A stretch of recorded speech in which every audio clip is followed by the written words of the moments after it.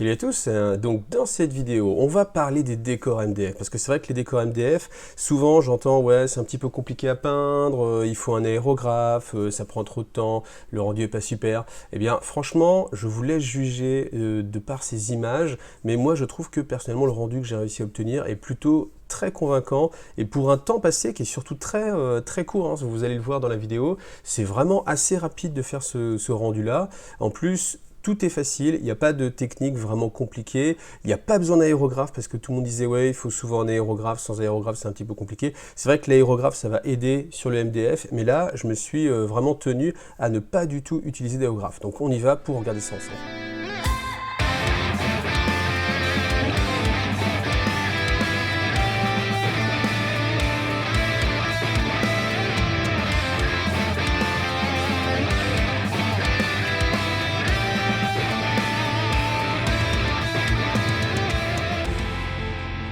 Alors la première chose, évidemment, pour gagner du temps, c'est de le faire à la bombe de peinture. Parce que déjà d'un, vous allez avoir un fini qui va être beaucoup plus propre que si vous le faites au pinceau. Et surtout, vous allez gagner vraiment beaucoup de temps. Parce que tout ça, là, le faire au pinceau, ce serait vraiment laborieux. Surtout que la dilution de la peinture que vous allez utiliser, elle est assez importante en fait. Vous voyez dans le tuto, on y reviendra plus tard quand on utilisera le pinceau. Mais vraiment, il ne faut pas que ce soit trop dilué. Parce que justement, le MDF, en fait, il a cette particularité d'absorber un petit peu dès qu'il y a de l'humidité, dès que c'est trop liquide, et puis c'est pas ce qu'on cherche. Nous ce qu'on veut c'est que tout de suite la teinte se pose sur le décor, et c'est pour ça qu'il faut utiliser les bombes. Alors niveau bombe, là vous le voyez, j'ai utilisé la Mechanicus de chez Games Workshop.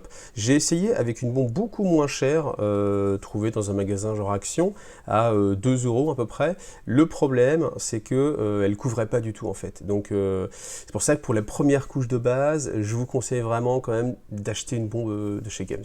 Alors après il y a peut-être d'autres marques entre les deux, mais c'est vrai que là vraiment j'ai vu la différence en termes de prix.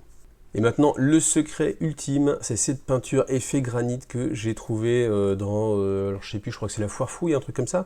Donc c'est une bombe là, qui va coûter dans les 12 €, mais franchement, ça va vous sauver la vie et ça va avoir un rendu vraiment très intéressant. Donc il faut vraiment beaucoup la mélanger, ça faut vraiment pas hésiter, parce qu'en fait, il y a des petites particules à l'intérieur, donc il faut qu'il y ait une bonne pression, il y a une petite teinte grise aussi, mais des fois, vous allez avoir que les particules qui vont sortir. Faites des petits essais comme ça un petit peu à côté, et puis après, n'hésitez pas à être assez généreux en fait, parce que le rendu une fois sec va être assez différent de celui que vous allez avoir quand vous vaporisez en fait. Ça va être beaucoup plus agréable après. Donc c'est vrai qu'au début, bon, faites un petit essai sur un carton, mais vous arrêtez pas parce que vous dites waouh, ça a l'air crade, ça a l'air d'être assez volumineux. Vous inquiétez pas en fait, en séchant c'est assez intéressant, mais ça va perdre un petit peu du volume, et puis ça va avoir un effet qui va être vraiment super. Donc par contre, toujours des petites pulvérisations, on ne reste pas le doigt appuyé pendant une demi-heure sur la gâchette.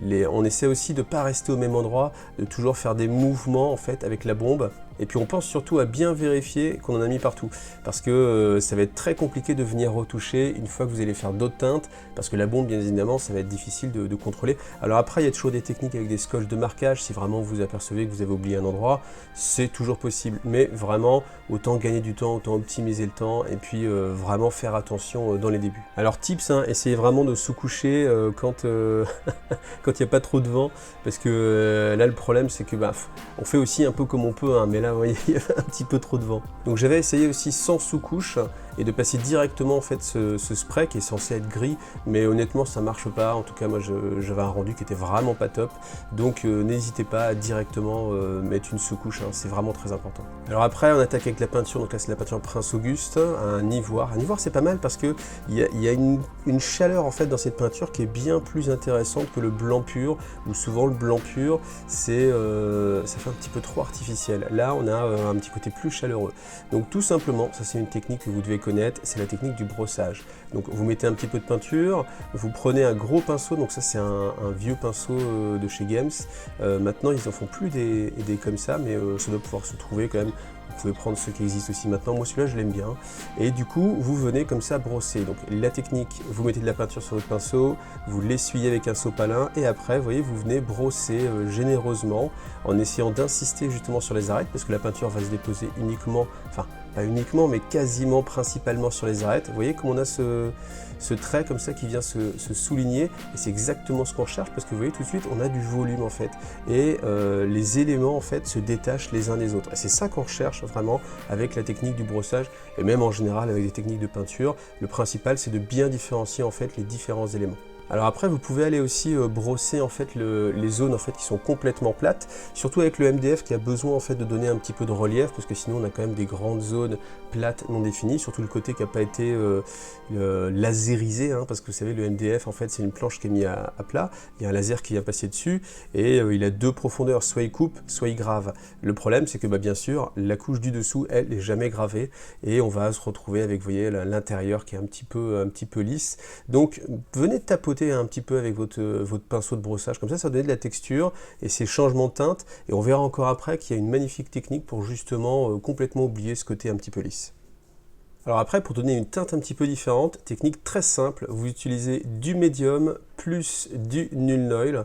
Donc là en fait ce que je prends, c'est la mienne médium, je l'utilise une petite pipette comme ça pour ne pas mélanger en fait, de ne pas teinter en fait mon médium. Il faut que le médium reste toujours pur, donc soit vous utilisez un pinceau mais qui est vraiment propre et net, ou soit comme moi une petite pipette pour vous faciliter la vie et puis un petit peu mieux doser les choses.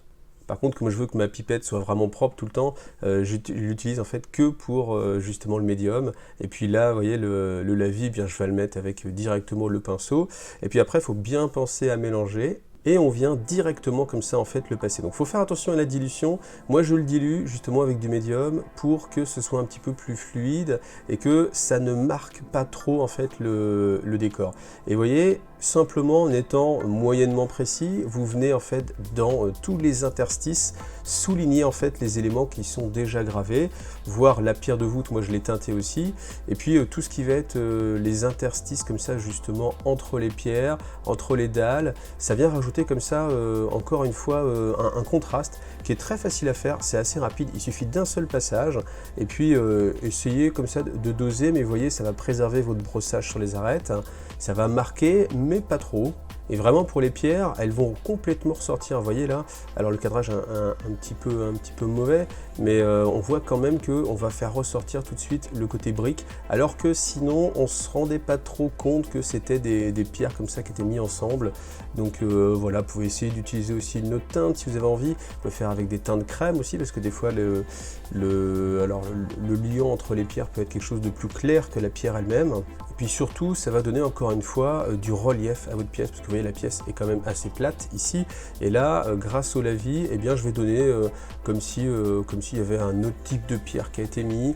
C'est vraiment ce qu'il faut en fait, et c'est assez facile encore une fois, c'est peut-être l'une des étapes les plus longues, mais malgré tout, vous voyez qu'on est quand même sur quelque chose d'assez rapide, vous passez une fois votre pinceau, pas besoin d'être extrêmement précis, parce qu'en plus avec le MDF, quand vous avez en fait des traits, ça guide en fait vos poils de pinceau, et ça guide aussi votre peinture, donc vous allez, même si vous n'avez pas forcément l'habitude, ne pas dépasser, parce que vous avez en fait ces traits en fait qui vous guident. Alors maintenant, pour changer des gris, je passe au marron rouge de chez Prince Auguste. C'est une teinte que j'aime beaucoup parce qu'elle a un côté un petit peu bordeaux en fait. C'est un rouge marronné qui va être très bien justement à venir éclaircir et qui va apporter encore une fois ce contraste qu'on recherche en fait sur un décor et sur une figurine en général.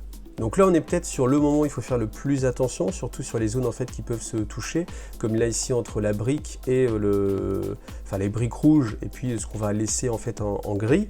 Simplement vous venez faire attention, si vous dépassez, c'est un peu compliqué de venir corriger parce qu'en fait le MDF va absorber en fait la peinture. Donc c'est pour ça que votre peinture, vous voyez, je n'utilise pas de palette humide et je vous conseille vraiment de ne pas utiliser de palette humide parce que sinon la peinture est un petit peu trop fluide et elle va être moins facile à contrôler. Et surtout elle va rentrer en fait dans le MDF, et c'est nous ce qu'on ne recherche pas encore une fois, c'est ce qu'on ne voulait pas avec la bombe et c'est ce qu'on ne veut toujours pas avec la peinture acrylique classique.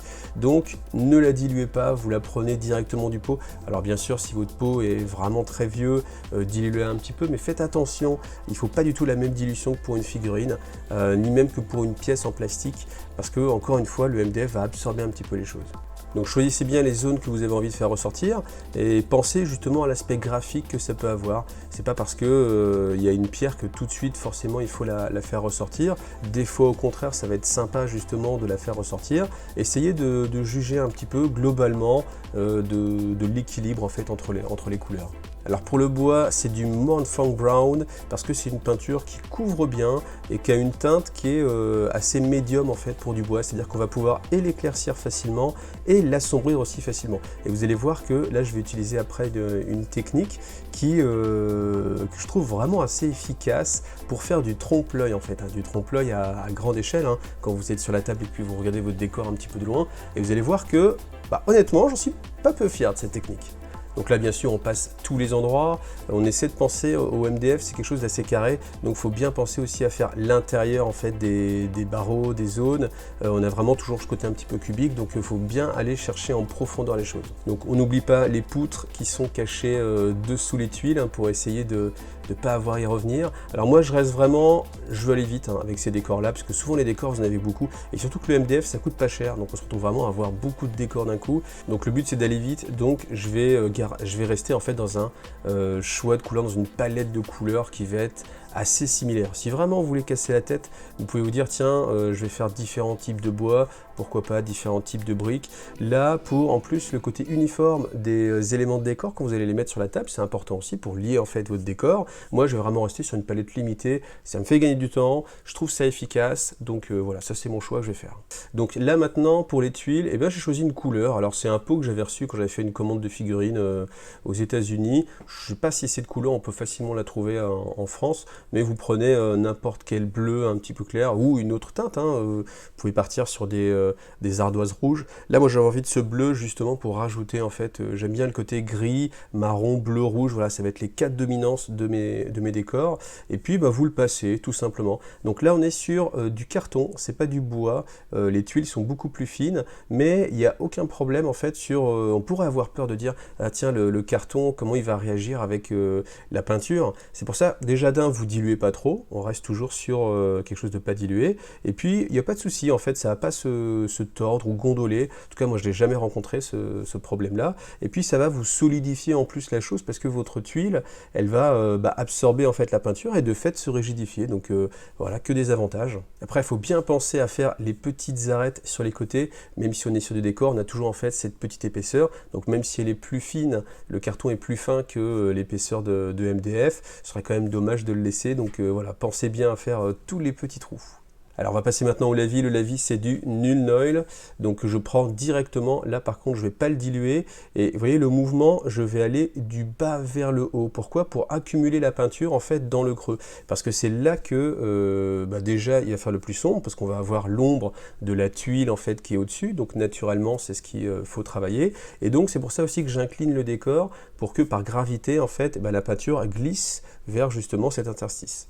Après, je rajoute même une couche ciblée avec vraiment que l'interstice en fait, pour vraiment faire la démarcation entre chaque tuile, de façon à ce qu'on ait, encore une fois, hein, toujours ce qu'on cherche, c'est le contraste. Donc on aura un bon contraste entre les différentes zones des tuiles et cette démarcation aussi. Sur le rouge, c'est pareil, exactement la même chose, le Nuln Oil, et je viens l'appliquer. Alors là, par contre, on essaie de ne pas dépasser, bien évidemment, et vous le mettez comme ça un petit peu sans trop vous prendre la tête.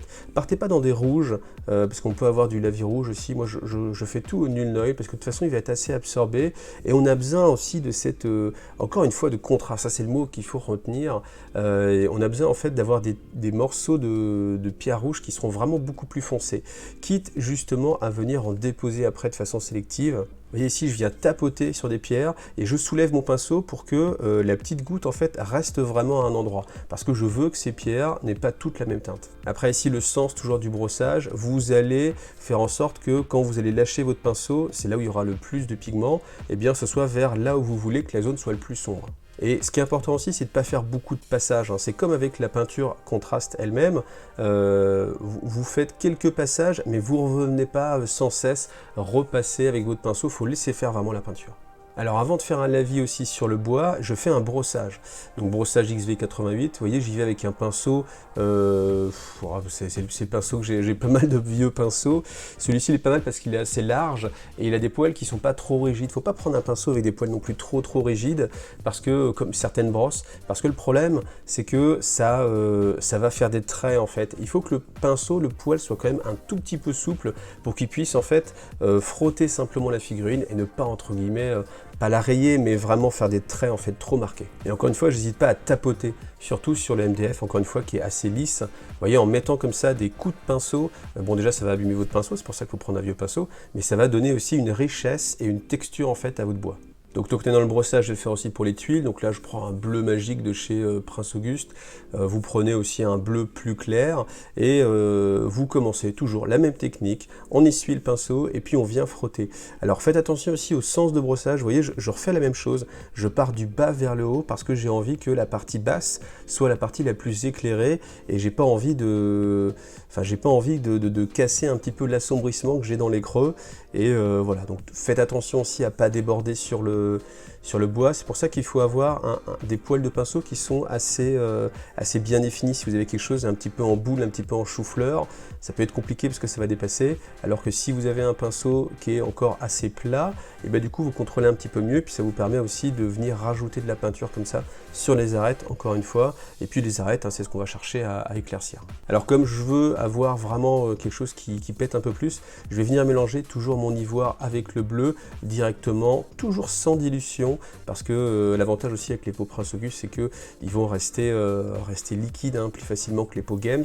Et puis voilà, je viens surligner encore une fois les arêtes gentiment. Faut pas hésiter à y aller assez franco. Souvent, je pense que l'erreur qu'on peut faire, c'est d'avoir peur de trop en faire. Et du coup, y aller vraiment très légèrement et qu'au final, quand on se retrouve à avoir le décor qui est à 1 mètre de vous qui est posé sur la table, eh bien on se rend plus compte en fait que ça a été peint, que ça a été éclairci et l'éclaircissement il est complètement noyé dans la masse, alors que ce qu'il faut justement, l'œil il a besoin encore une fois de pouvoir détacher comme ça les volumes, et donc c'est pour ça qu'il ne faut pas hésiter à faire quelque chose d'assez clair. Alors vous voyez, ma technique elle est là pour faire en fait et un assombrissement et un éclaircissement en même temps. Je passe mon lavis uniquement au centre. Donc pas besoin d'être précis parce que ce qu'on veut simuler c'est du bois. Et le bois en fait ça a des veines, il y a pas de trait droit en fait à l'intérieur des veines de bois, mais au contraire on a quelque chose, vous voyez, qui ondule un petit peu. Enfin vous avez tous vu une planche de bois, et justement le trait du pinceau il va simuler ça parce que vous faites pas quelque chose de bien net et régulier.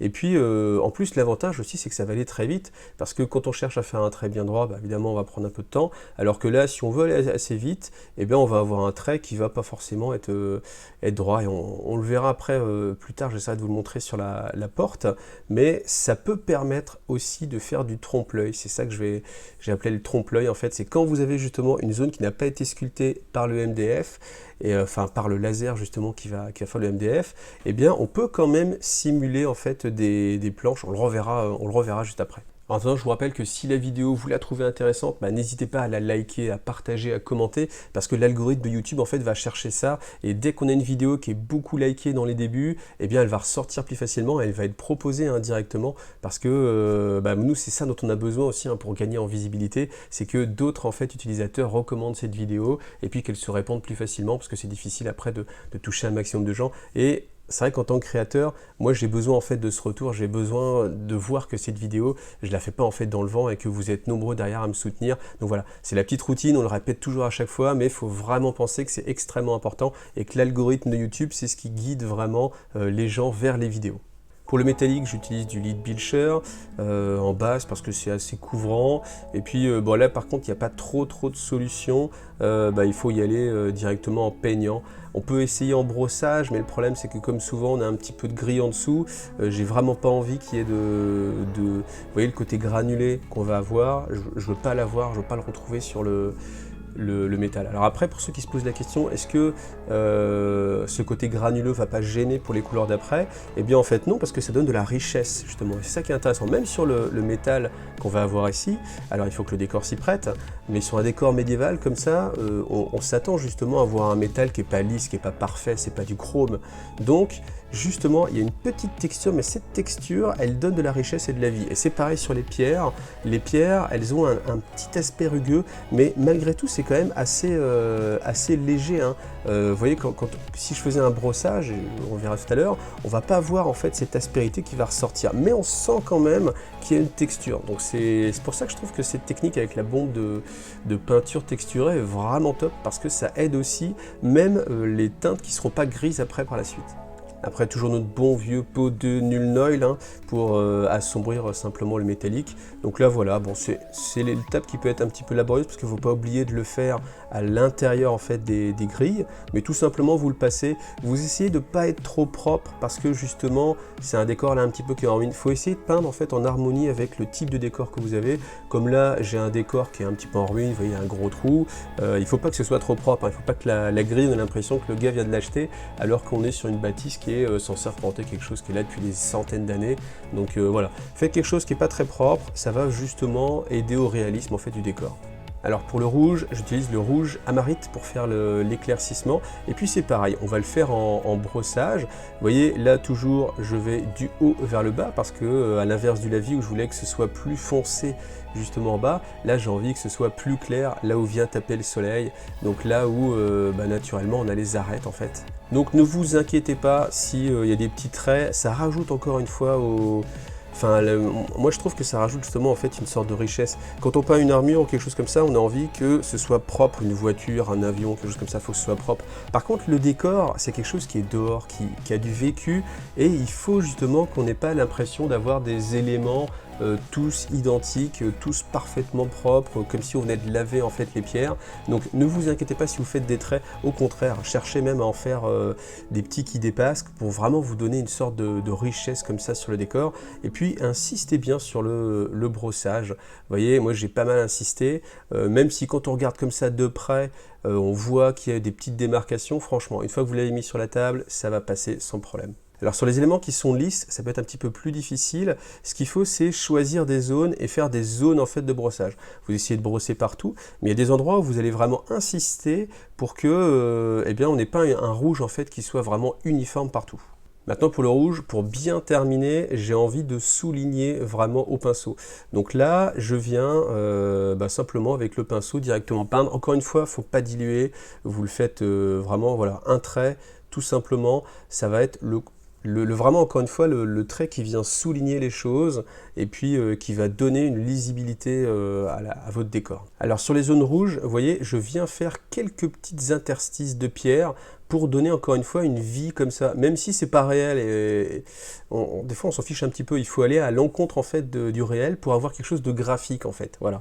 Donc si on est dans la simulation, vous voulez faire quelque chose de photoréalisme, ne le faites pas, mais sinon n'hésitez pas. Alors la technique maintenant pour rendre ça un petit peu vivant, c'est le pigment. Donc ça c'est du pigment que vous trouvez en magasin d'art. Donc je viens simplement comme ça en fait l'appliquer avec un gros pinceau.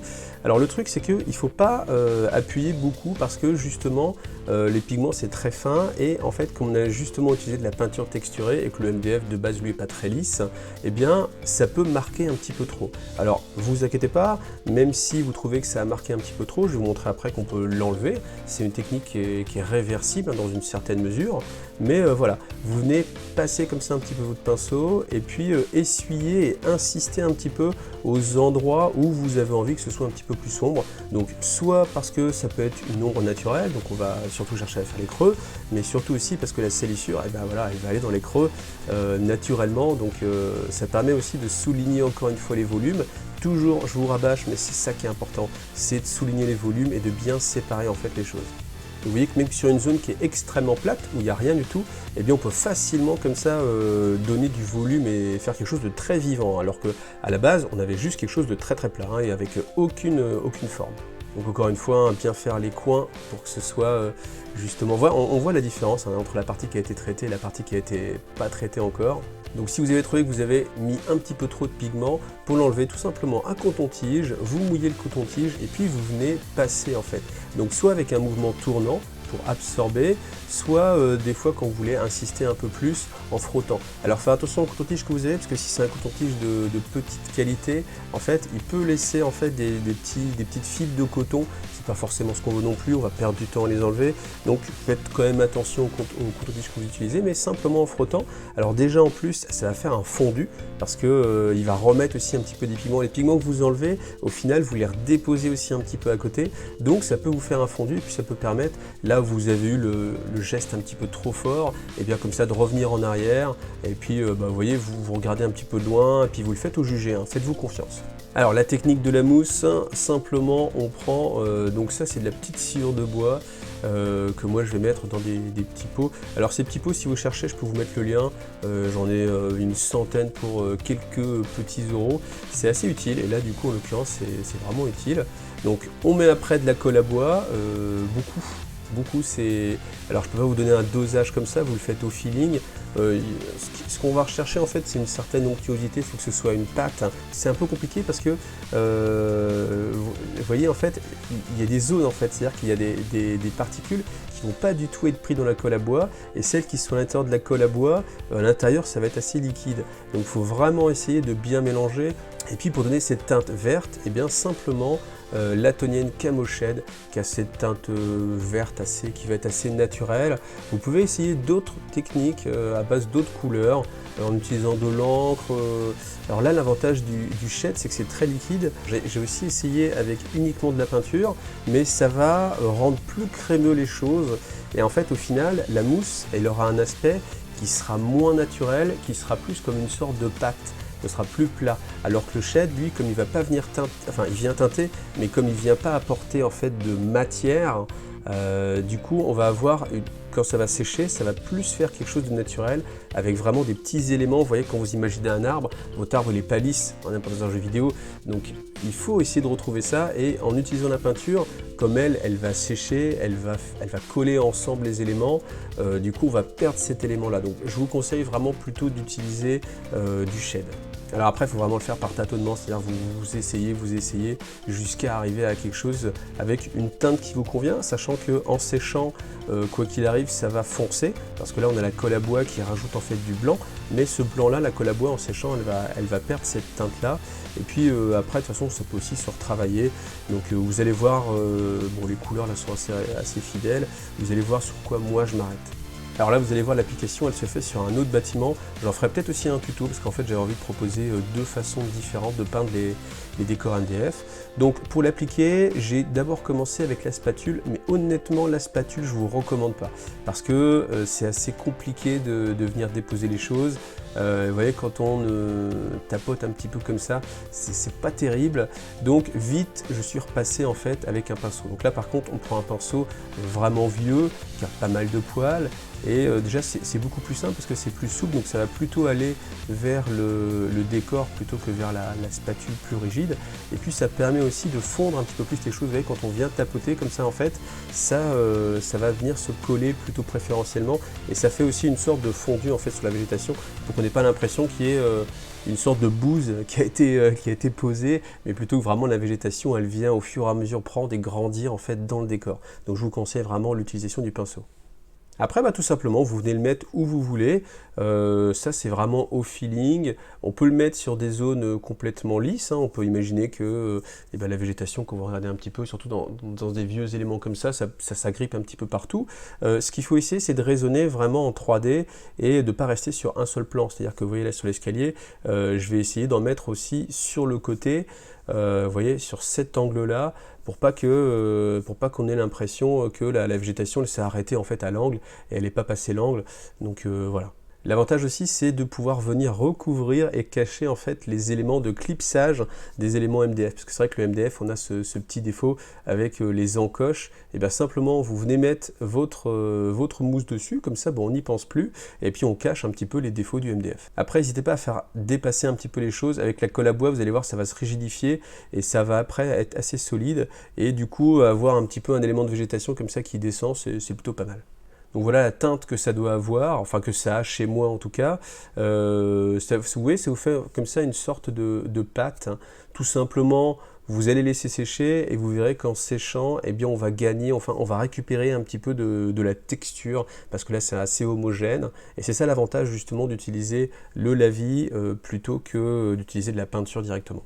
Donc maintenant, deux choix. Soit ça vous convient, je trouve que ça a un aspect assez réel, justement, si on veut aller vers quelque chose, genre je vais être extrême, je vais dire photoréalisme, qui se rapproche vraiment de la nature. Je pense qu'il ne faut pas faire de brossage et qu'il faut essayer de rester vers ce vert qui est assez terne.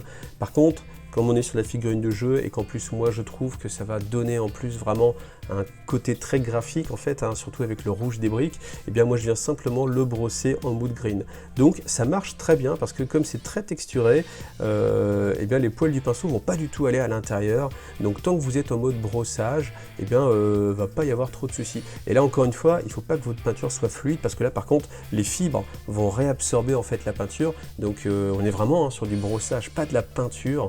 Donc la peinture, vous la prenez directement en sortir du pot, et puis vous essuyez à peine, vous voyez, j'essuie à peine, et puis vous venez cibler aussi, vous n'êtes pas obligé de faire quelque chose d'uniforme. Bon, vous voyez, on peut rattraper un tout petit peu si on dépasse, et puis bah voilà, au gré de vos envies, en essayant d'accentuer certaines petites zones, comme s'il y avait des petites fleurs ou des choses comme ça. Alors j'ai pas essayé je me suis dit on peut essayer après avec d'autres couleurs, de mettre des petits points jaunes, etc., faire de la végétation. Bon, je me suis dit le but c'est vraiment d'aller vite et de sortir rapidement une table, donc on va à l'essentiel, et honnêtement je trouve que le rendu est vraiment très plaisant. Trop beau, papa. J'adore. Celui-là là? Trop bien fait. Merci ma chérie. Ah, tu le fais trop bien. Donc là on voit la différence entre j'ai fait un brossage, j'ai pas fait de brossage. Comme vous voyez à gauche c'est un petit peu plus terne, mais ça peut passer pour quelque chose d'un petit peu plus réel. En suivant le look que vous pouvez avoir envie de donner, on peut se passer du brossage. Et donc voilà, une fois terminé, voilà ce que ça peut donner.